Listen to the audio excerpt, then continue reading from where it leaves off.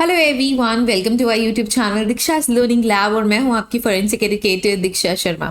आज की वीडियो में हम previous year question paper discuss कर रहे हैं जो कि दिसंबर 2023 का फॉरेंसिक साइंस का क्वेश्चन पेपर। तो ये है आपका फॉरेंसिक साइंस दिसंबर 2023 का क्वेश्चन पेपर जिसमें हमने ऑलरेडी 50 MCQs डिस्कस कर लिए हैं और ये सारी की सारी वीडियोस आपको एक सेपरेट प्लेलिस्ट में मिल जाएगी। अगर आपने वो वीडियोस नहीं देखी हैं तो आप आई बटन पे क्लिक करके उन वीडियोस को देख सकते हैं। आई बटन पे आप जैसे क्लिक करोगे प्लेलिस्ट आपको ओपन हो जाएगी एंड उस प्लेलिस्ट में पार्ट 1 पार्ट 2 करके सारी वीडियोस आपको देखने को मिल जाएंगे। सो आप वो सारी की सारी वीडियोस ज़रूर से देख लीजिएगा।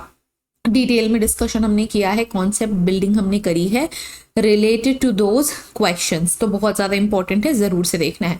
आज की वीडियो में हम क्वेश्चन नंबर 51 मतलब क्वेश्चन नंबर 101 से डिस्कशन शुरू कर रहे हैं। अब मैंने ये 101 क्यों लिखा, क्योंकि आपका जो नेट का पेपर होता है सभी बच्चों को पता है पेपर 1 50 क्वेश्चन कंसिस्ट करता है एंड पेपर 2 100 क्वेश्चन कंसिस्ट करता है। तो इसी वजह से जो पेपर 2 है वो क्वेश्चन नंबर 51 से शुरू होता है। तो जब आप प्रीवियस क्वेश्चन पेपर देखोगे तो ये जो क्वेश्चन नंबर 51 जो मैंने लिखा हुआ है वो क्वेश्चन नंबर 101 के प्लेस पे आपको देखने को मिलेगा, क्योंकि टोटल 150 क्वेश्चन है। ठीक है, इसी कंफ्यूजन को दूर करने के लिए मैंने यहाँ पे दोनों चीजें लिख दी हैं। ठीक है, now let's start with the question. तो क्वेश्चन नंबर 51 आपसे क्या पूछ रहा है, following are the different types of volatile data present in the computer. कौन से डाटा की पूछ रहा है ये आपसे पूछ रहा है वोलाटाइल डाटा की। ठीक है, दो तरीके का डाटा होता है, एक होता है वोलाटाइल डाटा और दूसरा होता है non volatile data. Volatile data कौन सा डाटा होता है, जो कि हट जाता है, रिमूव हो जाता है और क्लियर हो जाता है। नॉन वोलाटाइल डाटा वो होता है जो कि रिमूव नहीं होता। तो यहाँ पे आपसे पूछा गया है which of the following is a different type of volatile data, तो वो आपको बताना है। तो यहाँ पे CPU cache, CPU register, RAM data, hard disk data, pen drive data. तो ये जितने भी डाटास दिए हैं जिसमें से 2-3 डाटास तो परमानेंट होते हैं। जैसे हार्ड ड्राइव की जो इन्फॉर्मेशन होती है, हार्ड ड्राइव का जो डाटा होता है वो परमानेंट होता है, पेन ड्राइव का जो डाटा होता है वो परमानेंट होता है। ठीक है, रह गया रैम। रैम तो बहुत ही फेमस क्वेश्चन रहा है, which is volatile data which is not volatile data में रैम रोम इस तरीके के क्वेश्चन आपके पेपर 1 में कई बार पूछे गए हैं, बट यहाँ पे आपको साइबर फोरेंसिक से रिलेटेड एक क्वेश्चन आया है। सो जो रैम होता है वो वोलेटाइल डाटा होता है, जो CPU रजिस्टर करता है वो भी वोलेटाइल डाटा होता है। जितने बार भी कंप्यूटर या सिस्टम ऑफ होके ऑन होता है ये क्लियर हो जाता है। Same with the CPU cash data. ठीक है, कैश डाटा जो CPU का होता है वो भी जब भी CPU क्लोज होगा, बंद होगा, वापस से चालू होगा तो ये क्लियर हो जाता है। तो ये जो 3 तरीके के डाटाज होते हैं A, B and C, ये किस तरीके के डाटाज होते हैं, ये वोलेटाइल डाटा होते हैं। ठीक है, सो यहाँ पे आपको कॉम्बिनेशंस दिए हुए जिसमें से first combination is correct option A, B and C only. ठीक है, so volatile data is the data that is lost when computer is turned off. जब आपका कंप्यूटर या जो सिस्टम है बंद हो जाता है तो इस तरीके का डाटा क्या हो जाता है, लॉस कर जाता है, या इस तरीके का जो डाटा है वो रिमूव हो जाता है। ठीक है, CPU cache, CPU register and RAM data are all volatile as they lose their contents when the power is lost. जब पावर लॉस्ट हो जाती है, कंप्यूटर सिस्टम ऑफ हो जाता है तो ये क्लियर हो जाता है। ठीक है, हार्ड डिस्क और जो पेन ड्राइव है इसका डाटा एज इट इज रहता है, इसी वजह से इसे हम कहते हैं नॉन वोलेटाइल डाटा। ठीक है, क्योंकि वो पावर ऑफ होने से या ऑन होने पे डिपेंडेबल नहीं है, जो डाटा है वो डाटा रहेगा। नेक्स्ट क्वेश्चन पे मूव करेंगे। क्वेश्चन नंबर 52, ये आपसे क्या पूछ रहा है, following impressions prove that a suspect was present at the crime scene. कौन से ऐसे इंप्रेशंस हैं जो कि ये प्रूव करते हैं कि जो आपका सस्पेक्ट है वो क्राइम सीन पे प्रेजेंट था। क्राइम सीन पे किसी इंडिविजुअल सस्पेक्ट की प्रेजेंस को क्या एक्सप्रेस करता है। Fingerprint impression, tool marks, footprint impression, tyre TEDs और टायर मार्क्स।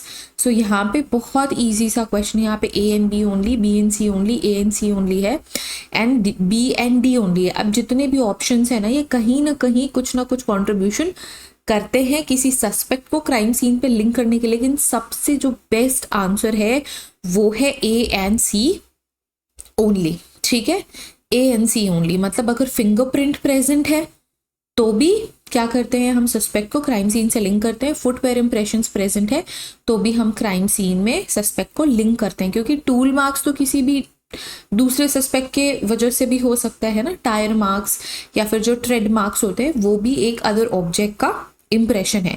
यहाँ पे जो फिंगरप्रिंट इम्प्रेशन है उस पर्टिकुलर सस्पेक्ट इंडिविजुअल का होगा। जो फुटवेयर इम्प्रेशन है या जो फुट इम्प्रेशन है, फुट मार्क्स हैं, लेट्स से फुट मार्क्स भी अगर ऑप्शन होता फुट मार्क्स तो भी आप वो इंक्लूड करते, वो भी किसी सस्पेक्ट को क्राइम सीन से लिंक करने के लिए बहुत इंपॉर्टेंट रोल प्ले करता है। Okay, so let's move to the next question. Fingerprint impressions and footwear impressions are direct evidences. किस तरीके के evidences हैं? We consider fingerprint and footwear impressions as direct evidence that can place a suspect at a crime scene. Tool marks, tire marks can indicate the presence of certain objects and vehicles, but do not directly link a suspect to a crime scene. ठीक है? Next question, question number 53. The identification of an unknown writing depends on. ठीक है, जो unknown writing है वो किस पे depend करेगी? ठीक, सो ये ऑप्शंस है कि किस किस फैक्टर पे डिपेंड कर सकता है या डिपेंड करेगा, ये आपको ऑप्शंस पढ़ लेने हैं। I will just directly discuss the correct answer. ठीक है, सो इसका करेक्ट आंसर क्या है? जो आइडेंटिफिकेशन है किसी भी अननोन राइटिंग का, वो किस पर डिपेंड करता है? Similarity between the writing habits in unknown and known writings, considering the nature and range of variation in both non-admitted standards and ignoring writing variations are not relevant or valid practices in handwriting analysis.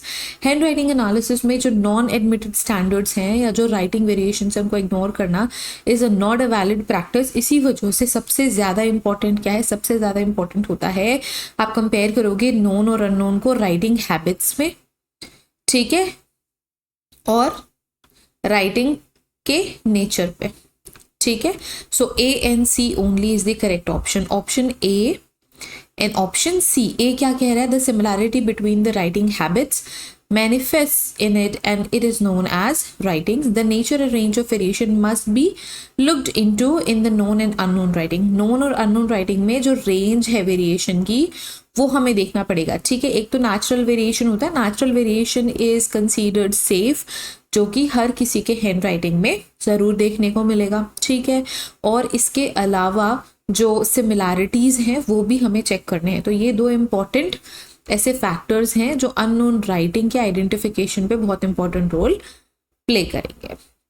Next question, question number 54. In the estimation of age which of the following are considered? So the degree of formation of root and crown structure, clavicle bone, intermixture of temporary and permanent teeth, and long bone such as tibia. ठीक है, सो इसका combination of answers यहाँ पे दिया हुआ है जिसमें से करेक्ट आंसर है ए, बी एंड सी ओनली। ठीक है, ए, बी एंड सी ओनली, क्योंकि जो टीबिया है it is not the particular bone जिससे कि आप एज एस्टिमेट कर सकते हो। ठीक है, the degree of formation of root and crown structure, इससे भी आप एज एस्टिमेशन करते हो। क्लेविकल बोन से आप एज एस्टिमेशन कर सकते हो। इंटरमिक्सचर जो कि टेम्पररी और परमानेंट टीथ का होता है उससे भी आप एज एस्टिमेशन कर सकते हो। So the degree of formation of root and crown structure, clavicle bone, intermixture of temporary and permanent teeth, all are used in the estimation of age. Next question, question number 55. In majority of the high-powered rifles, the mouth of the case in which the bullet is sealed is necked down to a smaller diameter than the rest of the case, result in a parallel wall, result in bottle shape appearance, increase accommodation for propellant. तो इसका correct answer क्या है? इसका correct answer है option D, A and C only. ठीक है, high powered rifles के case में जो माउथ होता है वो क्या कर दिया जाता है? नेक डाउन कर दिया जाता है to a smaller diameter, giving it a bottle shaped appearance. आपने बॉटल्ड नेक बुलेट्स का स्ट्रक्चर देखा होगा, कैसा होता है? ऐसा होता है ना? सो ऐसा ही कुछ स्ट्रक्चर यहाँ पे भी बॉटल्ड नेक शेप का अपीयरेंस क्रिएट होता है। और this design helps in the efficient ceiling of bullet and accommodation for the propellant. इससे प्रोपेलेंट को एकोमोडेट करने में आसानी होती है, ज़्यादा प्रोपेलेंट आप एकोमोडेट कर सकते हो। इसके अलावा बुलेट सीलिंग के लिए भी बहुत अच्छा ये प्रैक्टिस होता है। सो हाई पावर्ड राइफल में ये कैरेक्टरिस्टिक फीचर्स आपको देखने को मिलेंगे। Question number 56, which of the following statements are relieved from fire arm injury. So fire arm injury से क्वेश्चन है। ऑप्शंस में क्या बोला गया है? Different injury pattern arises from bullet wounds then shotgun pellet wound. So different injury patterns बनेंगे of course जब आप किसी बुलेट वुंड को देखोगे या फिर पैलेट वुंड को देखोगे। सो बुलेट एक ही एंटिटी है, ठीक है, और पैलेट्स क्या होते हैं? छोटे छोटे छोटे छोटे बहुत सारे पैलेट्स होते हैं। तो ये डिफरेंट टाइप ऑफ वुंड्स का क्रिएशन करते हैं ना। Fire arm injuries are a type of sharp cut wound. High speed bullet from military rifle causes more damage than low speed bullet from handguns. Similar injury pattern arises from bullet wounds and shotgun pellet wounds. Some shotguns penetrate the body but do not exit. तो ये कुछ option से correct क्या है ये आपको बताना है। So correct combination of answers is A, C and E only. A, C and E only में क्या क्या सही है?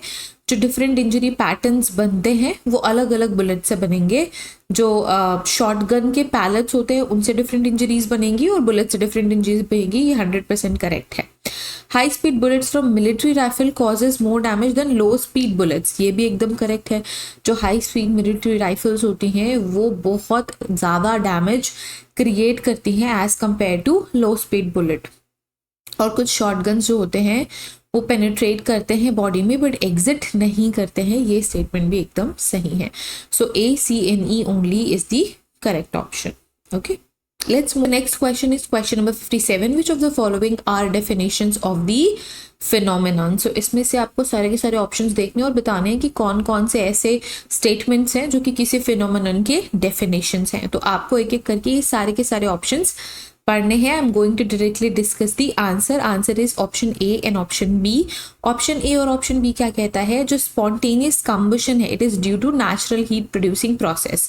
जो स्पॉन्टेनियस कंबशन होता है it is a process of heat producing process जो कि नेचुरल होता है poorly in ventilated areas. A and B is correct. Statement A क्या कह रहा है? Spontaneous combustion result in natural heat producing process in poorly ventilated container or areas. So जो भी कंटेनर या एरिया बहुत ही पुअरली वेंटिलेटेड होते हैं उसमें जो हीट प्रोसेसिंग होती है, जो कंबशन होता है वो स्पॉन्टेनियस होता है, ठीक है।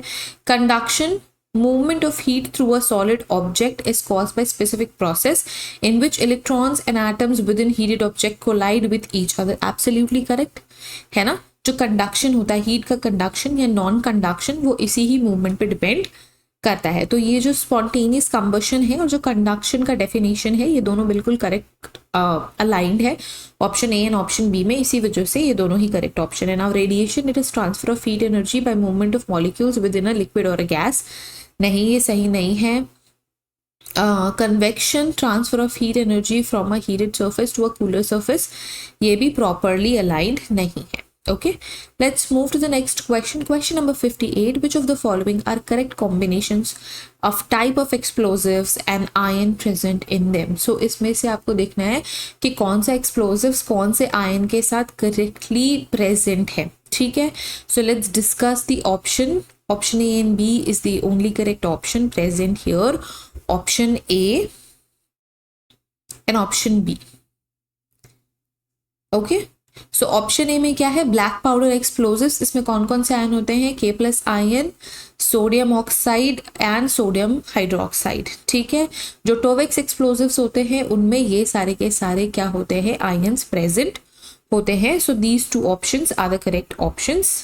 Okay, next here we have, देखो, black powder contains potassium, sodium oxide and other ions contains NH4NO3 and N mat जो कि है N methylo ammonium trinitrate.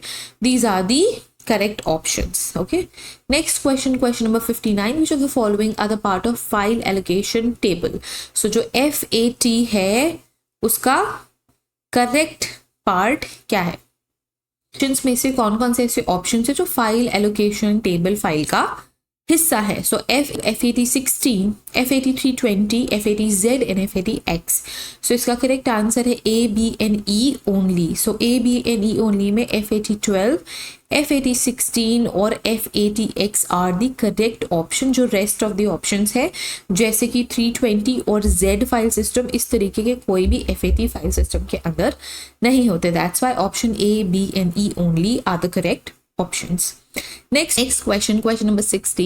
Which of the following are the correct combination of substances and the test for the detection? तो यहाँ पे substances और detections के जो combinations है उनमें से कौन कौन से correct है ये आपको बताना है. देखो benzodiazepines Marquis test, Nux vomica, Dennquist-Levine test, cannabis microscopic test और antimony Scott test, LSD Van Urk test. ये कुछ कॉम्बिनेशन है जिसमें से करेक्ट ऑप्शन क्या है? E and C only is the correct option. सिर्फ E और C करेक्टली अलाइंड है, यही ही इनके क्या होते हैं? केमिकल टेस्ट होते हैं. So cannabis can be detected using microscopic test for cystolithic and glandular hair. And जो LSD होता है can be detected with Van Urk test, जो कि करेक्ट है. बाकी जो अदर कॉम्बिनेशन ऑफ टेस्ट है वो इनकरेक्ट है. That's by option E and C only is the correct option. So we are done with question number 60 everyone. हर एक वीडियो में हम 10-10 क्वेश्चंस डिस्कस कर रहे हैं. सो इस वीडियो के 10 क्वेश्चन हमने ऑलरेडी डिस्कस कर लिया. अगर आपको कोई क्वेश्चन है, क्वेरी है, डाउट है तो आप हमें कॉन्टैक्ट कर सकते हैं. So all the links are in the description. Course का लिंक भी आपको डिस्क्रिप्शन में मिल जाएगा. So do not forget to join our course. Thank you so much everyone for watching this video. Have a great day ahead. Take care of yourselves and see you guys in the next video. Till then take care. Bye bye.